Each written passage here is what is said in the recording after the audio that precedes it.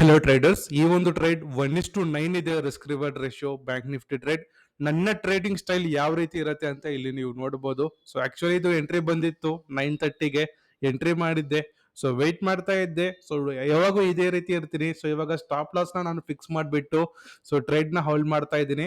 Almost ಇವಾಗ near to target ಹೋಗ್ತಾ ಇರತ್ತೆ. ಅವಾಗ ನನ್ನ ಒಂದು ಸ್ಟಾಪ್ ಲಾಸ್ ನ ಚೇಂಜ್ ಮಾಡಿಬಿಟ್ಟು ಸ್ಟಾಪ್ ಲಾಸ್ ಸೆಲ್ ಲಿಮಿಟ್ ನಾನು ಇಟ್ಟಿದ್ದೆ. ಸೆಲ್ ಲಿಮಿಟ್ ನೀವು ನೋಡಬಹುದು ಎಕ್ಸಾಕ್ಟ್ಲಿ ನಿಯರ್ ಟು ಟಾರ್ಗೆಟ್ ಇತ್ತು. ಇವಾಗ ನೀವು ನೋಡಬಹುದು ಅಗೇನ್ ಮಾರ್ಕೆಟ್ ಕೆಳಗಡೆ ಬೀಳ್ತಾ ಇದೆ. ಸೊ ಇವಾಗ ನನ್ನ ಎಮೋಷನ್ಸ್ ಏನು ಇರಲ್ಲ. ಈಗ ನೋಡಿ, ಸೊ ಆಲ್ಮೋಸ್ಟ್ ಟಾರ್ಗೆಟ್ಗೆ ಹೋಯ್ತು. ಇವಾಗ ಕೆಳಗಡೆ ಬೀಳ್ತಾ ಇರುವಾಗ ಸುಮಾರು ಜನರಿಗೆ ಅನ್ಸೋದೀಗ ಸೊ ಈ ರೀತಿ ಇರುತ್ತೆ ಸುಮಾರು ಜನರಿಗೆ. ಸೊ ಯಾವಾಗೂ ಸಹ ಒಂದೇ ಹೇಳ್ತೀನಿ ನೋಡಿ, ಸ್ಟಾಕ್ ಮಾರ್ಕೆಟ್ ಅಲ್ಲಿ ಇದೀವಿ ಅಂತಂದ್ರೆ ತುಂಬಾ ಪೇಷನ್ಸ್ ಆಗಿರ್ಬೇಕು. ಮಾರ್ಕೆಟ್ ಕೆಳಗಡೆ ಬೀಳತ್ತೆ, ಈ ರೀತಿ ಕೆಳಗಡೆ ಬೀಳ್ತಾ ಇರುತ್ತೆ. ಆದ್ರೂ ಸಹ ಎಮೋಷನ್ಸ್ ನ ಕಂಟ್ರೋಲ್ ಮಾಡ್ಕೋಬೇಕು. ಯಾವಾಗ ನೀವು ಸ್ಟಾಕ್ ಮಾರ್ಕೆಟ್ ಅಲ್ಲಿ ಎಮೋಷನ್ಸ್ ನ ಕಂಟ್ರೋಲ್ ಮಾಡ್ಕೊಂತೀರಾ, ಅವತ್ತಿಂದ ನಿಮಗೆ ಸ್ಟಾಕ್ ಮಾರ್ಕೆಟ್ ಅಲ್ಲಿ ದುಡ್ಡು ನೋಡ್ತೀರಾ.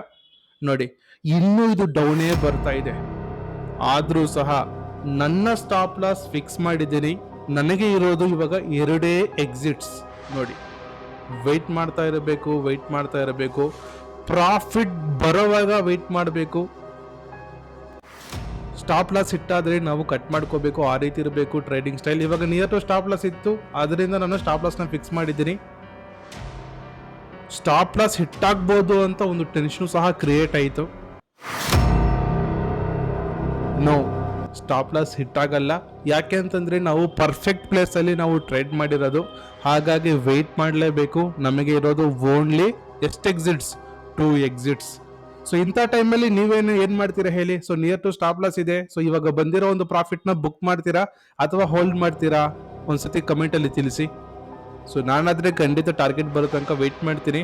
ಸೊ ನನ್ನ ಪೇಷನ್ಸ್ ಹೇಗಿರುತ್ತೆ ಅಂತ ನೀವು ಒಂದ್ಸತಿ ನೋಡಿ ಲೈವ್ ಮಾರ್ಕೆಟ್ ಅಲ್ಲಿ. ಸೊ ಇದೇ ರೀತಿ ಯಾವಾಗೂ ಸಹ ಇರೋದು.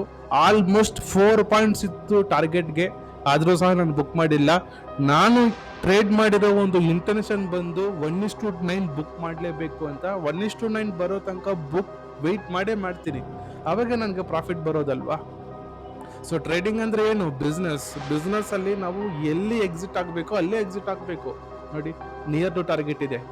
ಮತ್ತೆ ಇಲ್ಲೇನಾಯ್ತು? ಮತ್ತೆ ಕೆಳಗಡೆ ಬಂತು. ಎಷ್ಟು ಟೆನ್ಷನ್ ಆಗತ್ತೆ ಹೇಳಿ.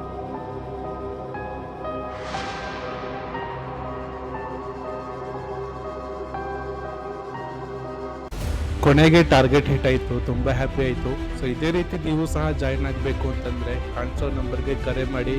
1 ವರ್ಷ ಕ್ಲಾಸಸ್ ಇರುತ್ತೆ. Thank you.